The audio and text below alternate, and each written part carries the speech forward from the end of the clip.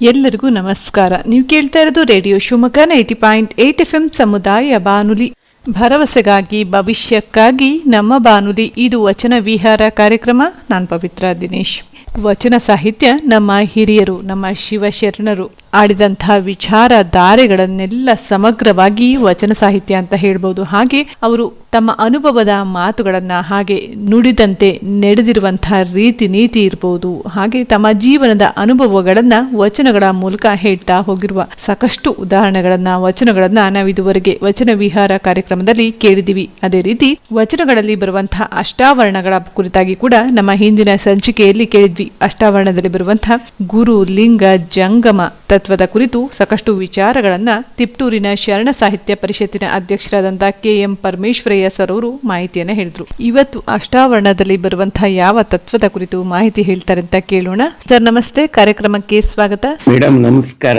Sir, ವಚನ ಸಾಹಿತ್ಯದಲ್ಲಿ ಕಂಡು ಬರುವಂತಹ ಅಷ್ಟಾವರಣಗಳಲ್ಲಿ ಬರುವಂತಹ ಗುರು, ಲಿಂಗ, ಜಂಗಮ ಕುರಿತು ಹಿಂದಿನ ಸಂಚಿಕೆಯಲ್ಲಿ ಮಾಹಿತಿಯನ್ನ ಹೇಳಿದ್ರಿ. ಇವತ್ತು ಯಾವುದರ ಕುರಿತಾಗಿ ಮಾಹಿತಿ ಹೇಳ್ತೀರಾ ಸರ್ ನಮ್ಮ ಕೇಳುಗರಿಗೆ? ನಾನು ಈಗಾಗಲೇ ತಮ್ಮ ಬಾನುಲಿ ಕೇಂದ್ರದ ಮೂಲಕ ವಚನ ವಿಹಾರ ಕಾರ್ಯಕ್ರಮದಲ್ಲಿ ಸಾಧಕನನ್ನು ಲೌಕಿಕ ಅಪಾಯದಿಂದ ಪಾರು ಮಾಡುವ 8 ರಕ್ಷಾ ಕವಚಗಳಲ್ಲಿ ಗುರು, ಲಿಂಗ, ಜಂಗಮಗಳನ್ನು ಪರಿಚಯಿಸಿದ್ದೇನೆ.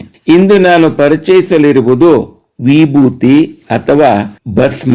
ಅದರ ಮಹತ್ವವನ್ನು ಕುರಿತು ನಾನು ಹೇಳಲಿಚ್ಛಿಸುತ್ತೇನೆ. ವಿಭೂತಿಯನ್ನ ಜ್ಞಾನದ ಪ್ರಕಾಶದ ಸಂಕೇತವೆಂದು ಹೇಳಲಾಗಿದೆ. ಅಲ್ಲದೆ ಅಷ್ಟಾವರಣಗಳಲ್ಲಿ ಇದನ್ನು ವಸ್ತುವಾಚಕವೆಂದು, ಉಪಾಸನಾ ಸಾಧನವೆಂದು ಕರೆಯಲಾಗಿದೆ. ವಿಭೂತಿಗೆ ಬಸಿತ, ಭಸ್ಮ, ಕ್ಷಾರ, ರಕ್ಷೆ ಇತ್ಯಾದಿ ಹೆಸರುಗಳು ಇವೆ. ಈ ವಿಭೂತಿಯ ಮಹತ್ವವನ್ನು ಕುರಿತು ಬಸವಣ್ಣನವರು ತಮ್ಮ ಒಂದು ವಚನದಲ್ಲಿ ಹೀಗೆ ಹೇಳಿದ್ದಾರೆ: ಸಕಲ ಕ್ರಿಯೆಗಳಿಗಿದು ಕವಚ, ಸಕಲ ವಶಕ್ಕಿದು ಶುಭ ತಿಲಕ, ಸಕಲ ಸಂಪದಕ್ಕೆ ತಾಣವಿದು, ಅಘಟಿತ ಘಟಿತವೆನಿಸುವ ಅನುಪಮ ತ್ರಿಪುಂಡ್ರ ಅಣುಮಾತ್ರ ವಿಭೂತಿ ಪಣಿಯೊಳಿಡೆ, ಎಣಿಕೆ ಇಲ್ಲದ ಒಬ್ಬಾವಪಾಶ ಅರಿಯುವುದು ಕೂಡಲ ಸಂಗಮ ದೇವ. ಈ ವಚನದ ಭಾವಾರ್ಥವೆಂದರೆ ವಿಭೂತಿಯು ಸಕಲ ಕ್ರಿಯಾಚಾರಕ್ಕೆ ಕವಚ, ಅಂದರೆ ರಕ್ಷಕ. ಆ ಕ್ರಿಯಾಚಾರಗಳ ವಶಕ್ಕೆ ಶುಭ ತಿಲಕ, ಸಕಲ ಸಂಪತ್ತಿಗೆ ಆಧಾರವಾದುದು. ಅಸಾಮಾನ್ಯ ಅಸಾಧ್ಯ ಘಟನೆಗಳನ್ನ ಸಾಧ್ಯಗೊಳಿಸುವ ಪವಿತ್ರ ತ್ರಿಪುಂಡ್ರವು ಅಣುಮಾತ್ರ ವಿಭೂತಿಯನ್ನ ಹಣೆಯ ಮೇಲೆ ಧರಿಸಿದರೆ ಅದು ಅಗಣಿತವಾದ ಭವದ ತಾಪತ್ರಯಗಳನ್ನು ಪರಿಹರಿಸುವುದು. ಇದನ್ನು ಕ್ರಮವರಿತು ಧರಿಸಿದರೆ ದುರಿತ ದುರ್ಗುಣವಳಿದು ತ್ರಿವಿಧ ತಾಪಗಳು ನಾಶವಾಗಿ ಮುಕ್ತಿ ದೊರೆಯುವುದು ಎಂದಿದ್ದಾರೆ. ವಿಭೂತಿಯನ್ನ ಗೋಮಯದಿಂದ ಶಾಸ್ತ್ರೋಕ್ತವಾಗಿ ತಯಾರಿಸಿ ಗುರುವಿನ ಪಾದೋದಕದಿಂದ ಶುದ್ಧಗೊಳಿಸಿ ಸಿದ್ಧಪಡಿಸಬೇಕು. ಅಂತಹ ಭಸ್ಮವು ಮಾನವನ ದೇಹವನ್ನ ಪವಿತ್ರಗೊಳಿಸುತ್ತದೆ. ಇದನ್ನು ಧರಿಸುವುದರಿಂದ ಶಿವನ ಚಿದ್ಬೆಳಗು ಪ್ರಕಾಶಿಸುತ್ತದೆ. ಈ ಬಸಿತವು ಕಪಿಲ, ಕಪ್ಪು, ಬಿಳಿ, ಕಂದು, ಕೆಂಪು ಹಸುಗಳಿಂದ ತಯಾರಿಸಬೇಕು. ಆದರೆ ಕೆಲವರು ಗುಡ್ಡಗಳಲ್ಲಿ ದೊರೆಯುವ ಬಿಳಿ ಬಣ್ಣವನ್ನೇ ಭಸ್ಮವೆಂದು ಧರಿಸುತ್ತಾರೆ. ಅದು ಸರಿಯಲ್ಲ. ಶುದ್ಧ ಗೋಮಯದಿಂದ ಮಾಡಿದ ಭಸ್ಮವನ್ನೇ ಧರಿಸಬೇಕು. ಇದು ದೇಹವನ್ನ ರಕ್ಷಿಸುತ್ತದೆ. ದೇಹದ 16 ಸ್ಥಾನಗಳಲ್ಲಿ ಧರಿಸಬೇಕು. ದೇಹ ಮತ್ತು ತ್ವಚೆಯನ್ನ ರೋಗಾಣು ಮುಕ್ತವಾಗಿಸುವುದು ವಿಭೂತಿ. ವಿಭೂತಿಯನ್ನ ಶ್ರದ್ಧೆಯಿಂದ ಧರಿಸಲು ಭೂತ, ಪ್ರೇತ, ಇನ್ನಿತರ ಕಿರಿಕಿರಿಯ ಪಿಶಾಚಿಗಳ ಬಾಧೆಗಳು ನಿವಾರಣೆಯಾಗುವು. ಹರಿ, ಬ್ರಹ್ಮ, ನಾರದ, ವಿರಂಚಿಗಳು ಸಹ ಈ ರಕ್ಷೆಯನ್ನ ಧರಿಸಿ ಧನ್ಯರಾದವರೆಂಬ ಪ್ರತೀತ ಉಂಟು. ಅಷ್ಟಾವರಣಗಳಲ್ಲಿ ಬರುವಂತಹ ವಿಭೂತಿ ತತ್ವದ ಕುರಿತಾಗಿ ಬಸವಣ್ಣನವರು ಸಹ ಅವರ ವಚನಗಳಲ್ಲಿ ಹೇಳಿರುವ ವಿಚಾರಧಾರೆಯನ್ನ ತಿಪ್ಟೂರಿನ ಶರಣ ಸಾಹಿತ್ಯ ಪರಿಷತ್ತಿನ ಅಧ್ಯಕ್ಷರಾದಂತಹ KM ಪರಮೇಶ್ವರಯ್ಯ ಸರ್ ಅವರು ತುಂಬಾ ಚೆನ್ನಾಗಿ ವಿವರಿಸಿದ್ರು. ನಂತರದಲ್ಲಿ ಕೂಡ ವಿಭೂತಿ ತತ್ವದ ಕುರಿತಾಗಿ ಇನ್ನಷ್ಟು ವಿಚಾರಗಳನ್ನ ಹೇಳ್ತಾರೆ. ಪವಿತ್ರವಾದ ವಿಭೂತಿಯನ್ನು ಧರಿಸಿದರೆ ಯಾವ ಫಲ ಉಂಟೆಂಬುದನ್ನ ಶಿವಯೋಗಿ ಸಿದ್ದರಾಮೇಶ್ವರರು ಹೀಗೆ ವಚನಿಸಿದ್ದಾರೆ: ಆಧಾರದ ಬಸಿತವನು ಓದ ಕರದಲ್ಲಿ ಪಿಡಿದು, ಅನಾದಿ ಶ್ರೀ ಬಸಿತವನೇ ಗತಿ ಎಂಬಾತ, ಆದಿ ಅನಾದಿಯಿಂದ ತಲಿಂ ಮುಂದನಾದಿ ಜಂಗಮ ತಾನೇ ಯೋಗಿನಾಥ. ಈ ಭವಪಾಶದಿಂದ ಮುಕ್ತನಾಗಲು ವಿಭೂತಿಯು ಮಹತ್ತರವಾದುದೋ. ಇಲ್ಲಿ ವಿ ಎಂದರೆ ಇಲ್ಲದಂತೆ ಮಾಡುವುದು, ಭೂತಿ ಎಂದರೆ ಭವಬಾಧೆಯನ್ನ ಕಳೆಯುವುದು ಎಂದರ್ಥ. ಭೂತನಾಥನಾದ ಪರಶಿವನ ಸ್ವರೂಪವಾದುದು. ಬ್ರಹ್ಮ, ವಿಷ್ಣು, ಮಹೇಶ ಈ ಮೂರೂ ದೇವತೆಗಳು ಭಸ್ಮವನ್ನ ಧರಿಸಿ ದಿವ್ಯತೆಯನ್ನು ಹೆಚ್ಚಿಸಿಕೊಂಡರೆಂದು ಹಿರಿಯ ಅನುಭವಿಗಳು ಹೇಳಿದ್ದಾರೆ. ಬಕಾರಂ ಸಿರಿ, ಸಿಕಾರಂ ಸಲೆ, ತಕಾರಂ ಸಮತವು ನಾಶವಾಗಿ ಕುಶಲತೆ ಲಭಿಸುವುದೆಂದಿದ್ದಾರೆ. ಶ್ರೀ ಶಿವಯೋಗಿ ಸಿದ್ದರಾಮೇಶ್ವರರು ಇಂತಹ ಬಸಿತವನ್ನು ಧರಿಸಿ ಹೇಗೆ ಮುಕ್ತನಾದನೆಂಬುದನ್ನ ತಮ್ಮ ಒಂದು ವಚನದ ಮುಖಾಂತರವಾಗಿ ಹೀಗೆ ಹೇಳಿದ್ದಾರೆ. ಸತ್ವರಜ ತಮಂಗಳ ಸುಟ್ಟೊರಹಿ ನಿಟ್ಟೊರಸಿ ಸಪ್ತ ವ್ಯಸನಗಳ ಬೇರುವರಿಸಿ ಕಿತ್ತಿಟ್ಟು ಬಸಿತವನು ಸರ್ವಾಂಗದೊಳು ಧರಿಸಿ ಮುಕ್ತನಾದೆನು ಗುರುವೆ ಯೋಗಿನಾಥ. ಶ್ರದ್ಧೆಯಿಂದ ಬಸಿತವನ್ನ ಅಂಗದ ಮೇಲೆ ಧರಿಸಿ ಸತ್ವ, ರಜ, ತಾಮಸ ಗುಣಗಳನ್ನು ಸಪ್ತ ವ್ಯಸನಗಳನ್ನ ಅಳಿದುಕೊಂಡು ಶಿವಯೋಗತ್ವವನ್ನ ಗಳಿಸಿ ನಿತ್ಯ ಮುಕ್ತನಾದನೆಂದು ಸಿದ್ದರಾಮರು ಹೇಳಿದ್ದಾರೆ.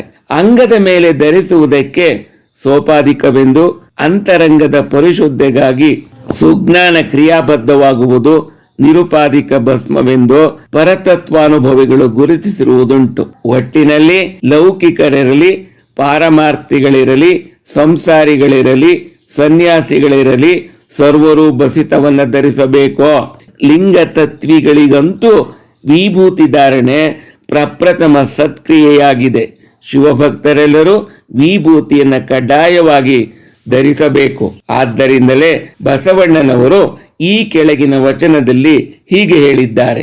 ನೀರಿಂಗೆ ನೈದಿಲೆಯೇ ಶೃಂಗಾರ, ಸಮುದ್ರಕ್ಕೆ ತೆರೆಯೇ ಶೃಂಗಾರ, ನಾರಿಗೆ ಗುಣವೇ ಶೃಂಗಾರ, ಗಗನಕ್ಕೆ ಚಂದ್ರಮನೆ ಶೃಂಗಾರ, ನಮ್ಮ ಕೂಡಲ ಸಂಗನ ಶರಣರಿಗೆ ನಸಲ ವಿಭೂತಿಯೇ ಶೃಂಗಾರ ಎಂದು ಒತ್ತು ಕೊಟ್ಟು ಹೇಳಿದ್ದಾರೆ. ಇಲ್ಲಿ ಬಸವಣ್ಣನವರು ವಿಭೂತಿಯ ಮಹತ್ವವನ್ನ ಹಲವು ಉದಾಹರಣೆಗಳನ್ನು ಕೊಡುವ ಮೂಲಕ ವಿವರಿಸಿದ್ದಾರೆ. ಹೇಗೆ ವಿಶಾಲವಾದ ಸರೋವರಕ್ಕೆ ಕಮಲದ ಹೂಗಳು ಶೋಭೆ ಉಂಟು ಮಾಡುತ್ತವೆಯೋ, ಸಮುದ್ರಕ್ಕೆ ಅಲೆಗಳು ಶೋಭೆಯನ್ನುಂಟು ಮಾಡುತ್ತವೆಯೋ, ಮಹಿಳೆಗೆ ಅವಳ ಗುಣವೇ ಶೋಭೆಯನ್ನು ಕೊಡುತ್ತದೆ. ಹಾಗೆ ವ್ಯಕ್ತಿಯ, ಭಕ್ತನ, ಶರಣರ ಹಣೆಗೆ ವಿಭೂತಿಯೇ ಶೃಂಗಾರ ಎಂದಿದ್ದಾರೆ. ಪ್ರತಿಯೊಂದು ವಸ್ತುವಿನ ಮೌಲ್ಯ ಹೆಚ್ಚಾಗಲು ಮತ್ತೊಂದು ವಸ್ತುವು ಅವಶ್ಯಕ ಎಂದು ಈ ವಚನ ಸಾರಿ ಹೇಳುತ್ತದೆ. ಚಿನ್ಮಯ ಜ್ಞಾನಿ ಚನ್ನಬಸವಣ್ಣನವರು ವಿಭೂತಿಯ ಮಹತ್ವವನ್ನು ಕುರಿತು ಹೀಗೆ ವಚಿಸಿದ್ದಾರೆ. ಅಯ್ಯ ಎನೆಗೆ ವಿಭೂತಿಯೇ ಕುಲದೈವ, ಅಯ್ಯ ಎನೆಗೆ ವಿಭೂತಿಯೇ ಮನೆ ದೈವ, ಅಯ್ಯ ಎನೆಗೆ ವಿಭೂತಿಯೇ ಸರ್ವ ಕಾರಣ, ಅಯ್ಯ ಎನೆಗೆ ವಿಭೂತಿಯೇ ಸರ್ವಸಿದ್ಧಿ, ಅಯ್ಯ ಎನೆಗೆ ವಿಭೂತಿಯೇ ಸರ್ವವಶ್ಯ, ಅಯ್ಯ ಕೂಡಲ ಸಂಗಮ ಚೆನ್ನ ಸಂಗಮ ದೇವಯ್ಯ, ಶ್ರೀ ಮಹಾಭೂತಿ ಎಂಬ ಪರಂಜ್ಯೋತಿ ನೀವಾದಿರಾಗಿ ಎನೆಗೆ ವಿಭೂತಿಯೇ ಸರ್ವ ಸಾಧನ, ನೀವಾದಿರಾಗಿ ಎನೆಗೆ ವಿಭೂತಿಯೇ ಸರ್ವ ಸಾಧನ. ಈ ತ್ರಿಪುಂಡ್ರ ಧಾರಣದಿಂದ ಅಗಾಮಿ ಸಂಚಿತ ಪ್ರಾರಬ್ಧ ಕರ್ಮಗಳು ನಾಶವಾಗಿ ಭಕ್ತಿ, ಜ್ಞಾನ, ವೈರಾಗ್ಯ ಪ್ರಾಪ್ತಿಯಾಗುವುದು, ಸಕಲ ಕಾರ್ಯಗಳಲ್ಲಿ ಯಶಸ್ಸನ್ನು ಕೊಡುವುದು. ಇಂತಹ ಭಸ್ಮ ಧರಿಸುವ ಮೂಲಕ ವಿಭೂತಿ ಪುರುಷರಾದರು. ವಿಭೂತಿಯ ತತ್ವದ ಕುರಿತಾಗಿ, ವಿಭೂತಿಯ ಮಹತ್ವದ ಕುರಿತಾಗಿ ಪರಮೇಶ್ವರಯ್ಯ ಸರ್ ಅವರು ತುಂಬಾ ಚೆನ್ನಾಗಿ ಮಾಹಿತಿಯನ್ನ ಹೇಳಿದ್ರು. ನಂತರದಲ್ಲಿ ಕೂಡ ಇನ್ನಷ್ಟು ವಿಚಾರಗಳನ್ನ ಹೇಳ್ತಾರೆ. ಇದು ಯಾವುದೇ ಜಾತಿಯ ಸಂಕೇತವಲ್ಲ.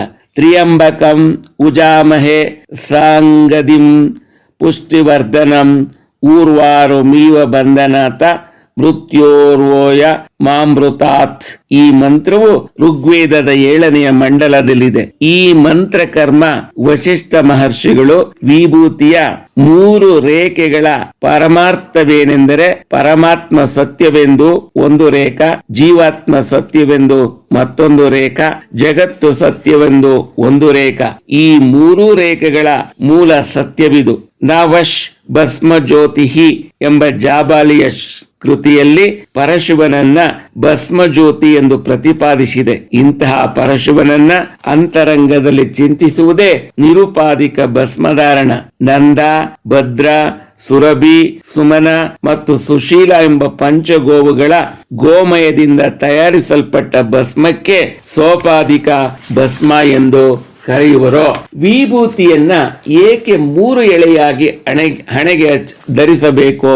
ಇಲ್ಲಿ ಸತ್ ಚಿತ್ ಆನಂದ, ಇಷ್ಟ, ಪ್ರಾಣ, ಭಾವ, ಗುರು, ಲಿಂಗ, ಜಂಗಮ, ಸೃಷ್ಟಿ, ಸ್ಥಿತಿ, ಲಯ, ಅಕಾರ, ಉಕಾರ, ಮಕಾರ ಮಂತ್ರಪೂರ್ವಕವಾಗಿ ವಿಭೂತಿಯನ್ನ ಹಣೆಗೆ ಹಂಚಿಕೊಂಡರೆ ಶಿವನ ಅನುಗ್ರಹವಾಗಿ ರುದ್ರಲೋಕ ಪ್ರಾಪ್ತಿಯಾಗುತ್ತದೆ.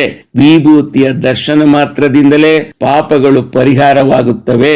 ಬಸವಣ್ಣನವರು ವಿಭೂತಿಯ ಬಗ್ಗೆ ಬಹಳ ಮಾರ್ಮಿಕವಾಗಿ ಹೀಗೆ ಹೇಳುತ್ತಾರೆ: ನನ್ನ ಕೈಯಲ್ಲಿ ಇಷ್ಟಲಿಂಗವಿರುವಾಗ ನಾನೇಕೆ ಹಸ್ತರೇಖೆಯನ್ನು ನಂಬಲಯ್ಯ? ನನ್ನ ಹಣೆಯಲ್ಲಿ ವಿಭೂತಿ ಇರುವಾಗ ನಾನೇಕೆ ಹಣೆಬರಹವನ್ನು ಮೆಚ್ಚಿಕೊಳ್ಳಲಯ್ಯ? ಕೂಡಲ ಸಂಗಮ ದೇವ, ದೇವನು ನನ್ನಲ್ಲಿರುವಾಗ ನಾನೇಕೆ ಊರ ದೇವರ ಹುಡುಕಲಯ್ಯ? ಪ್ರತಿದಿನ ವಿಭೂತಿ ಧರಿಸುವುದರಿಂದ ಮಾನಸಿಕ ನೆಮ್ಮದಿ ದೊರೆಯುವುದು. ಇದರ ಧಾರಣೆಯು ತನು ಮನಗಳ ಆರೋಗ್ಯವರ್ಧನೆಯ ಸಾಧನೆಯಾಗಿದೆ. ಸಾತ್ವಿಕ ಗುಣ ಬೆಳೆಸಿಕೊಳ್ಳುವ ಸಾಧನೆಯಾಗಿದೆ. ದುರ್ಗುಣಗಳನ್ನು ಸುಡುವ ಸಾಧನವೂ ಆಗಿದೆ. ಇದರ ಧಾರಣೆಯಿಂದ ದುರಾಸೆಗಳು ಸುಟ್ಟು ಜ್ಞಾನ ಅಭಿವೃದ್ಧಿಯಾಗುತ್ತದೆ. ಕಾಮ, ಕ್ರೋಧ, ಮದ, ಮತ್ಸರ, ಅಹಂಕಾರ ಎಂಬ ದುರ್ಗುಣಗಳನ್ನ ಸುಡುವ ಸಾಧನ ಈ ವಿಭೂತಿಯಾಗಿದೆ. ಸಚ್ಚಾರಿತ್ರ, ಆರೋಗ್ಯ, ಮನಸ್ಸಿನ ನಿಗ್ರಹ ಸಾಧಿಸುವಲ್ಲಿ ವಿಭೂತಿ ಸಹಕಾರಿಯಾಗುತ್ತದೆ. ವಿಭೂತಿಯನ್ನ ಶರೀರದ ವಿವಿಧ ಭಾಗಗಳಾದ ತಲೆ, ಕತ್ತು, ಭುಜ, ಎದೆ, 2 ಕಿವಿ, ಒಕ್ಕುಳು, ಬೆನ್ನು, 2 ತೋಳು, ಕತ್ತಿನ ಹಿಂಬದಿ, 2 ಮುಂಗೈ ಹೀಗೆ 16 ಸ್ಥಾನಗಳಲ್ಲಿ ಧರಿಸುತ್ತಾರೆ. ಬಲಗೈ ಮಧ್ಯದ 3 ಬೆರಳುಗಳಿಂದ ಹಣೆಗೆ ಹಚ್ಚುವ ರೂಢಿ ಇದೆ. ಕಿವಿಯಿಂದ ಕಿವಿಯವರೆಗೆ ಹಚ್ಚುತ್ತಾರೆ. ಹಣೆಯು ಎಷ್ಟು ಅಗಲವಾಗಿದೆಯೋ ಅಷ್ಟು ಇಡೀ ಹಣೆಗೆ ವಿಭೂತಿ ಲೇಪಿಸುತ್ತಾರೆ. 2 ಉಬ್ಬುಗಳ ಮಧ್ಯದಲ್ಲಿ ತಿಲಕದಂತೆ ವಿಭೂತಿ ಹಚ್ಚಿಕೊಳ್ಳುತ್ತಾರೆ. ತಿಲಕವನ್ನ ಗಂಧ ಪ್ಲಸ್ ವಿಭೂತಿ ಕೂಡಿಸಿ ಹಚ್ಚುವ, ಇಲ್ಲವೇ ನೀರಿನಲ್ಲಿ ಕೂಡಿಸಿದ ವಿಭೂತಿ ಹಚ್ಚುತ್ತಾರೆ. ಓಂ ನಮಃ ಶಿವಾಯ ಮಂತ್ರ ಉಚ್ಚರಿಸುತ್ತಾ ಧರಿಸುತ್ತಾರೆ. ಬಸವಣ್ಣನವರು ವಿಭೂತಿಯ ಮಹತ್ವ ಸಾರುವ ಒಂದು ವಚನವನ್ನ ರಚಿಸಿದ್ದಾರೆ. ಅದೆಂದರೆ: ಅಡ್ಡ ವಿಭೂತಿ ಇಲ್ಲದವರ ಮುಖ ಹೊಲ್ಲ, ಲಿಂಗ ದೇವರಿಲ್ಲದ ಟಾವು ನೋಡಲಾಗದ ನರವಿಂದ್ಯ, ದೇವ ಭಕ್ತರಿಲ್ಲದ ಊರು ಸೀನೆ ಹಾಳು ಕೂಡಲ ಸಂಗಮ ದೇವ.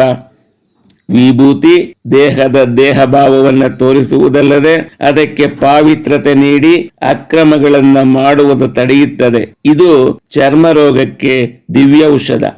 ಶ್ರುತ ಪುರಾಣ ಆಗಮಗಳಲ್ಲಿ ನಿರೂಪಿಸಲ್ಪಟ್ಟ ಶ್ರೀ ವಿಭೂತಿಯ ಮಹತ್ವವನ್ನ ಚಿನ್ಮಯ ಜ್ಞಾನಿ ಚನ್ನಬಸವಣ್ಣನವರು ಹೀಗೆ ಹೇಳಿದ್ದಾರೆ: ಚಿದ್ವಭೂತಯನೆ ತಂದು ಪಟ್ಟವನೆ ಕಟ್ಟಿದಡೆ, ಭಾವಕ್ಕೆ ಗುರುವಾಯಿತು, ಪ್ರಾಣಕ್ಕೆ ಲಿಂಗವಾಯಿತು, ಶ್ರೋತ್ರಕ್ಕೆ ಶಿವಮಂತ್ರವಾಯಿತು, ನಾಸಿಕಕ್ಕೆ ಸುಗಂಧವಾಯಿತು, ನೋಟಕ್ಕೆ ಜಂಗಮವಾಯಿತು, ಶಬ್ದಕ್ಕೆ ಸಂಭಾಷಣೆಯಾಯಿತು. ಇಂತೂ ಪೂರ್ಣ ಗುಣಗಳಲ್ಲೇವ ಕಳೆದು ಪುನರ್ಜಾತನಾದ ಕಾರಣ ಸ್ಥಾನ ಶುದ್ಧವಾಯಿತು. ಸೂಕ್ತವಾದ ವನಸ್ಪತಿ ಮತ್ತು ಬೆರಣಿಗಳ ಸುಡುವಿಕೆಯಿಂದ ತಯಾರಿಸಿದ ಭಸ್ಮದಲ್ಲಿ ಶರೀರದ ಶೀತ, ರಕ್ತದೊತ್ತಡ, ಮಿದುಳಿನ ಬೇನೆ ಇವುಗಳನ್ನು ಹತೋಟಿಗೆ ತರುವ ಶಕ್ತಿ ಈ ವಿಭೂತಿಗಿದೆ. ಹಲವು ರೀತಿಯ ಕ್ರಿಮಿನಾಶಕ ಶಕ್ತಿಯೂ ಇದೆ. ಆಯುರ್ವೇದ ವಿಜ್ಞಾನ ಇದನ್ನು ಹೇಳುತ್ತದೆ. ಸೂಕ್ಷ್ಮವಾದ ದುಷ್ಟ ಶಕ್ತಿಗಳನ್ನು ಆಕರ್ಷಿಸಿ ಮನಸ್ಸನ್ನು ಪ್ರಸನ್ನಗೊಳಿಸುವ ವಿಭೂತಿಯನ್ನು ಮಂತ್ರಿಸಿ ಜ್ವರ, ಜಾಡ್ಯಗಳಿಗೆ ಔಷಧಿಯಾಗಿ ಕೊಡುವುದು ಉಂಟು. ಇಂತಹ ವಿಭೂತಿಯ ಮಹತ್ವವನ್ನು ಹೇಳಲು ಅವಕಾಶ ಕಲ್ಪಿಸಿಕೊಟ್ಟ ರೇಡಿಯೋ ಶಿವಮೊಗ್ಗದ ನಿರ್ದೇಶಕರಿಗೆ, ನಿರೂಪಕಿ ಪವಿತ್ರ ದಿನೇಶ್ ರವರಿಗೆ, ನನ್ನ ಮಾತುಗಳನ್ನು ಆಲಿಸಿ ಉತ್ತೇಜಿಸುತ್ತಿರುವ ಶ್ರೋತೃ ಬಾಂಧವರಿಗೆ ಧನ್ಯವಾದಗಳು. ಜೈ ಹಿಂದ್, ಜೈ ಕರ್ನಾಟಕ, ಜೈ ಬಸವೇಶ. ನಿಮಗೂ ಸಹ ನಮ್ಮ ರೇಡಿಯೋ ಶಿವಮೊಗ್ಗದ ಪರವಾಗಿ ಧನ್ಯವಾದಗಳು ಸರ್. ನಮ್ಮ ಇವತ್ತಿನ ವಚನ ವಿಹಾರ ಕಾರ್ಯಕ್ರಮದಲ್ಲಿ ಭಾಗವಹಿಸಿ ವಚನ ಸಾಹಿತ್ಯದಲ್ಲಿ ಬರುವಂತಹ ಅಷ್ಟಾವರಣಗಳಲ್ಲಿ ವಿಭೂತಿ ತತ್ವದ ಕುರಿತಾಗಿ ಸಾಕಷ್ಟು ವಿಚಾರಗಳನ್ನು ತಿಳಿಸಿದ್ರಿ. ಹಾಗೆ ವಿಭೂತಿಯಿಂದ ಉಂಟಾಗುವಂತಹ ಸಾಕಷ್ಟು ಪ್ರಯೋಜನಗಳನ್ನು ಕೂಡ ತಿಳಿಸ್ಕೊಟ್ಟಿದ್ದೀರಾ. ನಿಮ್ಗೆ ಮತ್ತೊಮ್ಮೆ ಧನ್ಯವಾದಗಳನ್ನ ಹೇಳ್ತಾ, ಕೇಳಿದ್ರಲ್ಲ ಸ್ನೇಹಿತರೆ, ನಮ್ಮ ಇವತ್ತಿನ ವಚನ ವಿಹಾರ ಕಾರ್ಯಕ್ರಮದಲ್ಲಿ ಶರಣ ಸಾಹಿತ್ಯ ಪರಿಷತ್ತಿನ ಅಧ್ಯಕ್ಷರಾದಂತಹ KM ಪರಮೇಶ್ವರಯ್ಯ ಸರ್ ಅವರು ವಚನ ವಿಹಾರ ಕಾರ್ಯಕ್ರಮದಲ್ಲಿ ಭಾಗವಹಿಸಿ ವಿಭೂತಿ ತತ್ವದ ಕುರಿತಾಗಿ ಸಾಕಷ್ಟು ವಿಚಾರಗಳನ್ನು ತಿಳಿಸಿದ್ರು. ಇದೇ ರೀತಿ ನಾಳೆಯ ಸಂಚಿಕೆಯಲ್ಲಿ ಇನ್ನಷ್ಟು ವಚನಕಾರರ ಬಗ್ಗೆ ಹಾಗೆ ಇನ್ನಷ್ಟು ವಿಚಾರಗಳನ್ನ ತಿಳ್ಕೊಳ್ಳೋಣ. ಕೇಳ್ತಾ ಇರಿ ರೇಡಿಯೋ ಶಿವಮೊಗ್ಗ 90.8 FM ಸಮುದಾಯ ಬಾನುಲಿ, ಭರವಸೆಗಾಗಿ ಭವಿಷ್ಯಕ್ಕಾಗಿ ನಮ್ಮ ಬಾನುಲಿ.